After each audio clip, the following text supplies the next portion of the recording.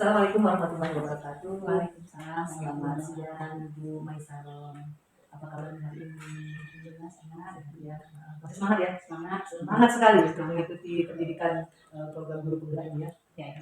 Oke. Di sini ada beberapa fokus pendampingan yang akan kita sampaikan di awal pendampingan ini. Yang pertama itu kita akan mendiskusikan tentang tantangan pembelajaran yang Ibu hadapi. Kemudian yang kedua, refleksi penerapan perubahan kelas sesuai dengan pemikiran Ki Hajar Dewantara. Yang ketiga, diskusi pembuatan kerangka portofolio dan diskusi peta posisi diri dan rencana pengembangan diri dalam kompetensi guru penggerak. Itulah fokus pendampingan kita pada hari ini. Sampai di sini bisa dipahami aktivitas pendampingan kita. Kita lanjutkan dulu. Untuk dokumen yang sudah pernah kami sampaikan sudah disiapkan. Ada berapa yang disiapkan? Masih nyata. Oke, lengkap ya. Oke. Sebelum kita mulai, ada yang ingin saya tanyakan tentang apa saja proses yang sudah berjalan selama 1 bulan terakhir. Setelah mengikuti PDP 1 bulan pelajaran tentang filosofi Ki Hajar Dewantara, biasanya kita harus menuntun anak memperhatikan kodrat alam dan kodrat anak. Jadi karena ini adalah anak-anak SLB, jadi mereka memang dilayani sesuai dengan kebutuhannya. Mereka harus kita asesmen di awal pembelajaran untuk memberi layanan program yang apa mereka butuhkan. Jadi kita tidak bisa langsung istilahnya memberi materi pelajaran sebelum kita melakukan asesmen kebutuhan pembelajarannya. Jadi sebulan ini sebelum-sebelumnya asesmen itu terkadang selang-seling gitu. Setelah kita ditempah kembali ke CDP, saya pribadi melakukan asesmen ulang atas kebutuhan pembelajaran setiap anak saya di kelas atau yang 5 orang. Contohnya mungkin untuk asesmen kebutuhan belajar di matematika tiap anaknya berbeda. Ada yang sudah bisa dia materi pembelajarannya sudah pada penjumlahan, ada masih asesmennya materinya masih pada penambahan pecahan, jadi dia berbeda. Nah, karena kita sudah belajar kodrat anak, jadi dalam kelas yang saya rasakan perubahannya, setiap anak saya dampingi satu-satu untuk mengajarkan materi. Jadi yang ini saya buat, saya jelaskan ini pemunculan seperti ini, nanti saya pindah lagi ke sini. Tapi judul besarnya tetap kita belajar matematika seperti itu. Sudah sesuai dengan kebutuhan dan karakteristiknya ya. Setelah kita lakukan asesmen seperti itu. Berarti sebelum Ibu belajar tentang filosofi ini, Ibu sudah dibuat pembelajaran ini ya, untuk menerapkan dalam pembelajaran. Kemudian apa yang telah dilakukan sebagai capaian? Apa yang telah dilakukan sebagai capaian selama 1 bulan terakhir? Capaiannya perubahan minat belajar anak, ya, sama seperti itu. Sebelumnya kalau target saya setiap anak itu kan harus bisa memahami materi pelajaran.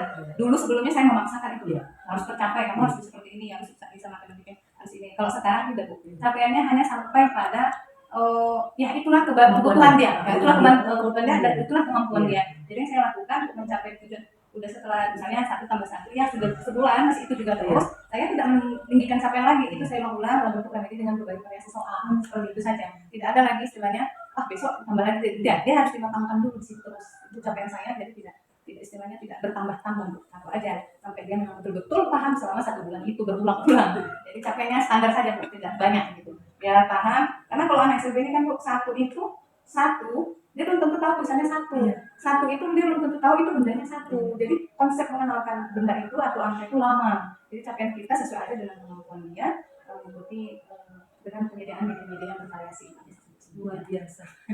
Artinya memang sudah berjalan betul ya. SLB sebelumnya sudah kita buat capaian itu tidak terlalu. Tapi setelah belajar filosofi sudah lebih baik lagi dalam penerapannya ya. Tadi tidak lagi kita paksakan seperti ini. Kalau biasanya kan Bu, kita memang sudah memprogramkan setelah kita lakukan asesmen, kita programkan ya, jadi sangkutnya sampai sini. Nah biasanya kalau dia udah bisa sebelum kayak belajar Dewantara nih, 2 minggu itu saya sudah jengkol gitu. 2 minggu itu saya udah berpikir ganti gitu. Cuman karena kita udah dia ini kodratnya loh, dia cuma bisanya segini, ya udah capek kita coba aja lah dengan teknik yang lain seperti itu. Biasa sekali ya. Kemudian ada lagi yang nanti akan kita kerjakan di dalam jurnal pemantauan pembelajaran kami, yang nanti bisa dibantu di pengisian. Kemudian yang menjadi pertanyaan dari saya di sini, sudah melihat lingkungan sekolahnya, bagaimana dukungan dari ekosistem sekolah ini terhadap Ibu? Alhamdulillah Bu, kalau guru-guru SLB itu biasanya kolaborasinya kuat banget. Iya. Karena kita nggak bisa bekerja sendiri Bu. Karena nanti anak yang sama kan malu. Kita untuk nyuruh masuk kemarin itu butuh bantuan teman. Jadi dukungan mereka ini luar biasa kalau di sekolah ini. Seperti saya Ibu, ketika saya mengajarkan bunyi, kan anak baru itu harus diajarkan bunyi. Nah, saya nggak bisa mengajar sendiri. Saya harus minta bantuan teman sejawat untuk melihat memukul benda dan saya melihat reaksi anak. Nah, jadi saya mukul benda reaksi anak kan mau bohong. Nah, jadi harus butuh teman. Nah, terus dalam misalnya kayak senam pagi, kita semua berkolaborasi harus membariskan. Kalau cuma kita ngusul kita sendiri, kalau misalnya saya Bu yang tidak autis, saya bisa tolong bariskan kamu gitu. Nah yang lari kan saya harus membantu Bu. Nah seperti itu Bu. Jadi ya, kalau saya nonton kan nggak mungkin saya harus mengimbau juga. Jadi kalau alhamdulillah kalau kita ekosistemnya dukungannya dari kepala sekolah, masyarakat dan lingkungan sekolah alhamdulillah mendukung pekerjaan kita. Dukungan dari segi ibu sebagai CGP bagaimana? Dengan teman-teman di sekolah Iya. mendukung, saya mendukung. Karena memang harus sering-sering karena biasanya mana tahu nanti ada lagi berikutnya yang akan Iya. Sebenarnya aku yang ikut kan belum apa ya, belum masuk ke dalam kriteria. Iya. Jadi kita akan lanjut nanti ke bagian inti pendampingan. Inti pendampingan Bu. Ya. Jadi ketika kemarin kita mengikuti lokasi orientasi, di sana kita ada bahas terkait tentang harapan, kekhawatiran dan dukungan yang diberikan. Jadi di sini saya melakukan pelajaran selama 1 buku bersama Asapol. Aja kekhawatiran yang sebelumnya sudah pernah ibu buat dan ibu rasakan atau belum malah tidak. Alhamdulillah sejauh ini kekhawatiran saya rasa itu belum ada, tapi tidak tahu ke depannya. Karena kita memang bentuk dukungan di sekolah kekhawatiran atau lakukan ini sebelumnya. Saya apa saja yang dikatakan. Kemarin saya ada membuat beberapa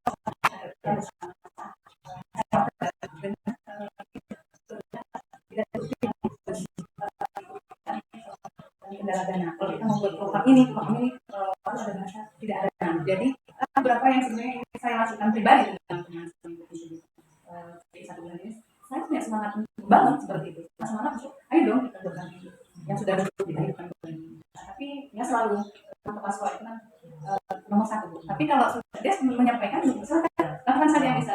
Tapi begitu kita membuat program begini-begini ya, kalian sih itu selalu ikuti program ini. Itu hal-hal yang sering terjadi karena pakai kemarin kita zoom dengan kantor, itu memang benar banget itu banyak visi yang ada di diri kita tapi tidak tersalurkan dengan baik. Itu salah satu artinya kekhawatiran itu terjadi. Iya. Seperti yang rasakan ini kayaknya nggak bisa loh. Iya. Terjadi. Iya. Selanjutnya apa saja kemarin harapan juga dan terwujud. Harapan saya kemarin setelah ikut PDP ini, untuk pribadi saya menambah pengetahuan. Ini dari pembelajaran ya, pembelajaran yang sebelumnya terakhir. Pembelajaran yang sudah. Ada harapan juga waktu kemarin. Apakah harapan itu? Kalau sekarang saya belum bisa mengatakan terwujud ya Bu ya, masih karena semua proses ya. Iya, masih dalam proses. Karena tapi saya berharap harapan itu disampaikan. Tapi memang seperti kata Ibu, harapan dan kekhawatiran itu berjalan di sejalan pokoknya. Kita kan punya harapan tadi gitu kan, bagaimana supaya harapan ini terwujud. Saya khawatir bisa gitu. Tapi harapannya ya didukung semua. Saya sebenarnya nggak bisa juga. Terwujud ya, tapi adalah sudah hal yang diberi ruang saja sebenarnya itu sudah harapan kita. Meningkatkan pergerakan kita belajar merdeka. Harapan baru yang muncul dari banyak. Saya sama ibu sama pasti banyak ini. Banyak harapan. Ya karena mungkin gini, ibu termasuk orang yang terus menggerakkan sikapnya gitu. Jadi ketika dia mungkin jadi beban ya kan, berapa dia gitu kan. Jadi harapan banyak lagi yang diwujudkan. Di antaranya apa gitu? Saya punya harapan kalau guru penggerak ini Bu, ya yang paling saya inginkan adalah mengubah ekosistem sekolah ini menjadi begitu. Jadi programnya itu berjalan rutin, tidak hidup mati.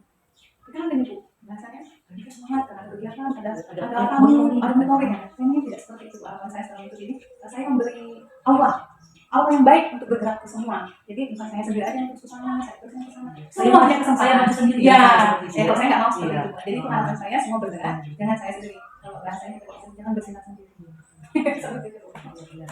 Mudah-mudahan bisa terwujud Amin, harapannya amin. impikan itu seiring dengan berjalannya waktu. Jadi kalau untuk pembelajaran 1 bulan ke depan harapannya itu seperti apa? Harapan saya di pembelajaran di kelas atau di mana, Bu? Pembelajaran yang ini lah, pembelajaran di dalam kabinet. Oh, yang tentang pokoknya semua yang Itu kan ya. masuk udah modul 1, Ya, ya, 2 ya. gitu kan. Harapan saya karena saya memang kan lebih bisa di IT ya, karena ini memerlukan Iya. IT yang biasa. Dan harapan saya ada perubahan pembelajaran ke di kelas saya terutama pada peningkatan kualitas murid saya. Karena saya suka sekali bahasa berpusat pada murid. Iya. Berpusat pada murid itu walaupun kita sebenarnya saya pribadi sudah asesmen berpusat pada murid, tapi kadang sering saya lupa bahwasanya sebenarnya saya pun sering terlalai ternyata tidak berpusat kepada siswa. Saya tetap juga mencoba guru karena kerja saya yang mungkin tidak bisa menyampaikan dengan baik.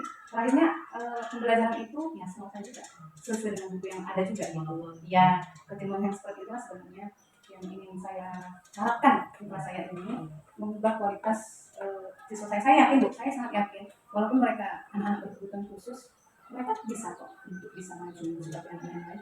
Jadi adanya peningkatan kualitas belajar saya yakin bisa membuat mereka lebih bersemangat sekolah. Karena ada image kan Bu, kalau anak SMP ini kan Bu, kalau sudah jenuh belajar itu mau sampai 2 bulan tidak sekolah, nanti datang lagi. Nah jadi kita itu Bu, nah jadi harapan saya di pembelajaran ini meningkatnya kualitas saya mengajar dengan berpusat kepada mereka, dengan memperhatikan apa sebenarnya yang mereka butuhkan, dengan melihat sebenarnya pembelajaran apa sebenarnya sebenarnya itu. Jadi yang teraplikasi di masyarakat. Jadi tidak terfokus ke buku-buku yang sudah ada. Jadi dia nggak siswa yang selama ini mungkin aktif bisa jadi aktif. Iya, Kita sudah memberikan pembelajaran yang berbeda. Ya, seperti itu. Kalau selama ini kan kita istilahnya ya ada aku lah, menyampaikan materi sesuai dengan materi pelajaran lah. Seperti itu kan kita rendahkan, bukan karena kita memang berpusat betul sama anak itu. Tapi inilah pembelajaran kita nanti yang ke depan ini mudah-mudahan bisa menjadi atau menambah referensi kita, menambah proses kita untuk selanjutnya jadi makin bertambah lah kayak mana yang kita buat macam Selanjutnya bagaimana dukungan yang diberikan oleh kepala sekolah dan rekan guru selama ibu melakukan pembelajaran? Dukungannya semoga dukungan positif masih diberi support, menanyakan perkembangan saya sebagai CGP dan hal-hal apa yang istilahnya yang perlu dilakukan saya seandainya teman-teman yang sejawat juga masih menanyakan itu sebenarnya apa sih CGP, karena masih banyak ternyata teman-teman dulu yang tidak paham dengan CGP. Seperti saya misalnya, karena kita nggak bisa kan menyampaikan secara satu-satu, kita bisa saya menyampaikan dengan share misalnya poster atau kadang-kadang kayak tugas-tugas yang sedang kita kerjakan ini saya tunjukkan ke mereka. Ternyata buat ini tugas berguna loh di lingkungan sama kita. Saya sampaikan kita pekerjaan ini sejauh ini.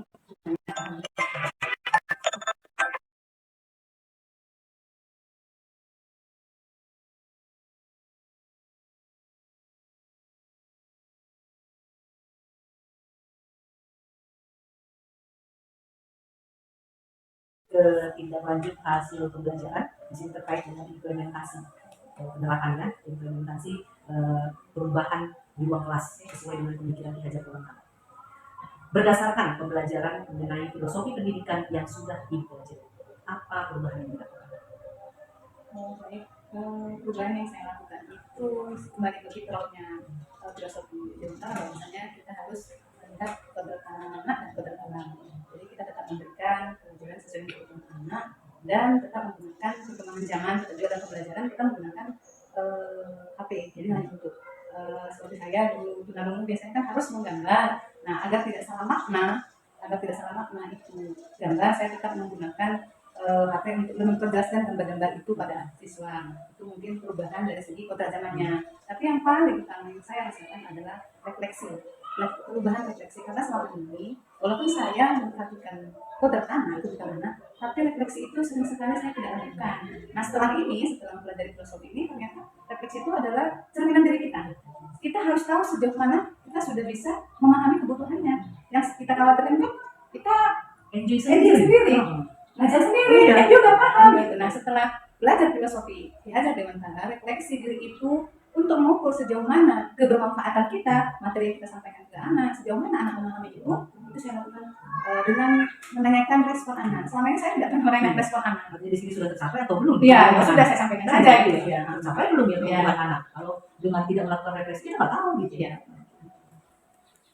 Kemudian apa saja pembelajaran yang didapatkan dari modul filosofi pendidikan nasional Kerajaan Dewantara yang mendorong ibu untuk melakukan perubahan?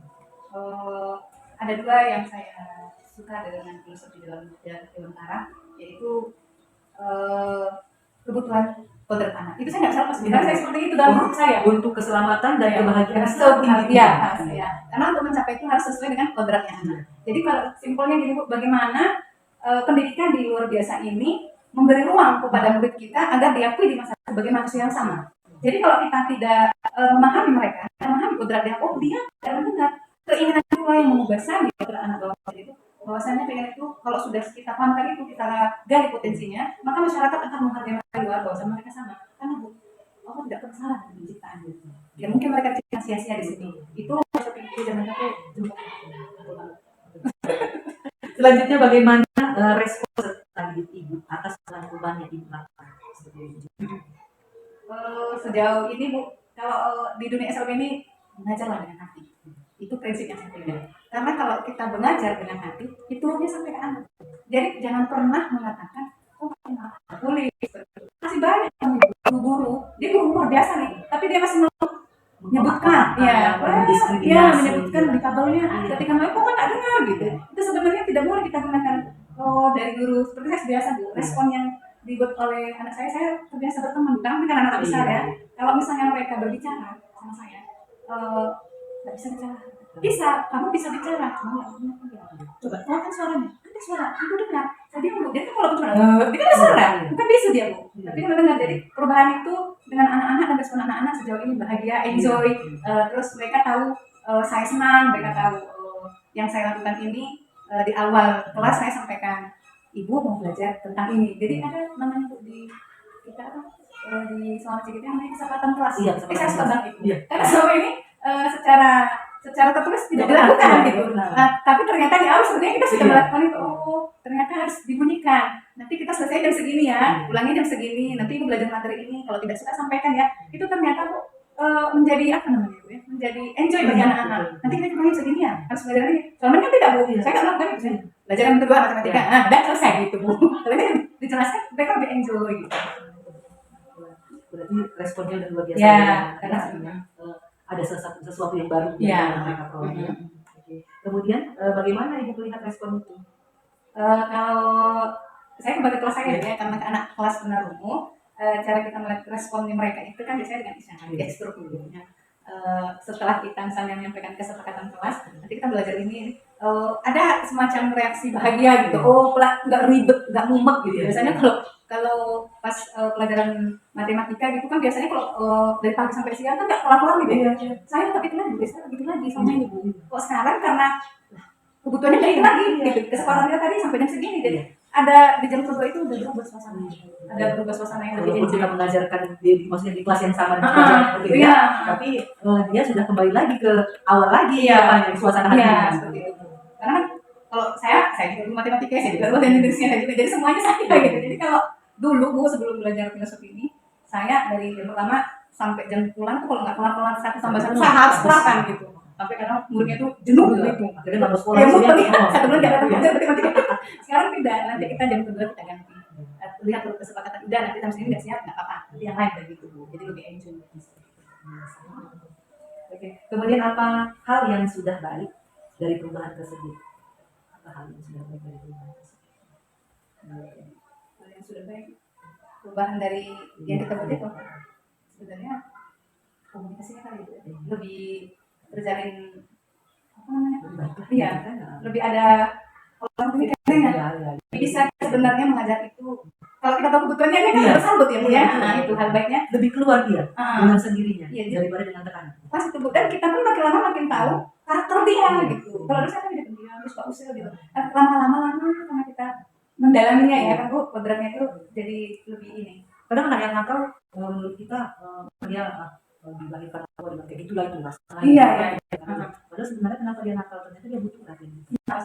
butuh dia Tuhan kita pelajari apa dia begini, apa dia begini. Tapi kalau memang secara kita sebagai guru yang mungkin mengajar kayak kami lah kan, mengajar sampai 11 kelas Iya, bisa pasti itu adalah kejenuhan yang biasa karena siswa sampai 20 ya kan. Kalau gua hanya menghadapi misalnya 5 sampai 10 ya kan.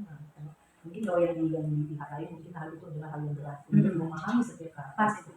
Ya, makanya dibuatlah asesmen seperti yang disampaikan tadi ya, tentang asesmen dikelompokkan, dari kelompok-kelompok itu kita belajar. Iya.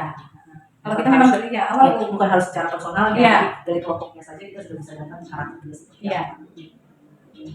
Kemudian apa hal yang perlu diperbaiki ke depan? Banyak sih Bu. Yang jelas salah satunya yang saya ingin perbaiki ke depan itu mengatur program itu berkesinambungan. Jangan program itu tidak berkesinambungan. Banyak anak-anak dengan kebutuhan khusus ini tidak mengalami perubahan karena tidak berkesinambungan. Jadi dia programnya harus berkesinambungan, terarah, harus terarah Bu, sesuai dengan kebutuhan dia. Ada banyak program tapi tidak terarah, makanya tidak bisa berkesinambungan. Hasilnya pun dia setengah mencapai tujuan lah. Kemudian perubahan yang telah dilakukan di dalam kelas, apakah sudah dituangkan ke dalam jurnal refleksi mingguan aksi nyata modul 1-1? Sudah Bu, sudah. Cuman masih pada tahap 1 bulan ini saja, yang satu-satu saja. Jadi di sini nanti kami sudah dikasih sudah tentang aksi nyata itu yang modul 1-1 akan kami lampirkan ke dalam penilaian kami sehingga jadi suatu bagian dalam penilaian yang nggak boleh kalau nggak ada bisa jadi masalah.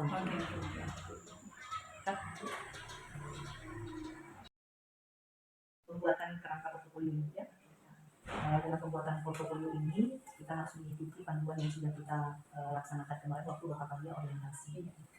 Jadi di sini sebenarnya yang fokus yang akan kita laksanakan adalah diskusi dan pembimbingan. Jadi seharusnya di sini saya akan melakukan pembimbingan terkait bagaimana pembuatan kerangka portofolio ini. Karena di sini ada alokasi waktunya sekitar 1 jam. Pertanyaan pertama yang ingin saya tanyakan adalah media atau platform apa yang Ibu gunakan untuk membuat portofolio digital? Google Site. Kemudian kemarin ada beberapa komponen yang disampaikan oleh Ibu Aisyah. Komponen apa saja yang dituangkan sebenarnya dalam portofolio digital ini? Ini saya kerjakan ada aksi nyata, sertifikasi pendidikan, kemudian profil. Terus apa ya?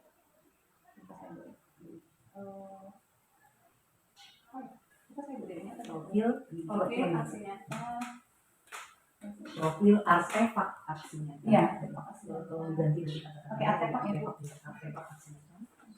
Ini profil publikasi. Ya, bukan, itu sebenarnya refleksi. Oh, itu refleksi ini ya. Refleksi. Artefak aksi nyata. Iya, itu yang awal. Balik ya. Iya, balik. Jadi nanti di artefak aksi nyata bisa Ibu tambahkan di situ sub halamannya. Apa sub halamannya? Yaitu modul 1.1, modul 1.2, modul 1.3 dan seterusnya.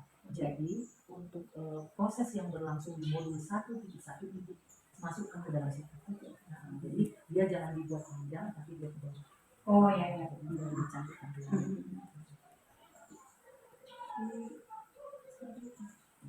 Kita lanjutkan dengan ini ya, mengikuti pembimbingan dulu. Dalam pembuatan kerangka. Baik, selanjutnya kita akan mendiskusikan tentang peta posisi diri dan rencana pengembangan diri dalam kompetensi guru penggerak. Ini sudah pernah kita bahas pada saat lokasi orientasi kemarin. Jadi ada beberapa kompetensi yang Ibu buat di dalam rencana itu.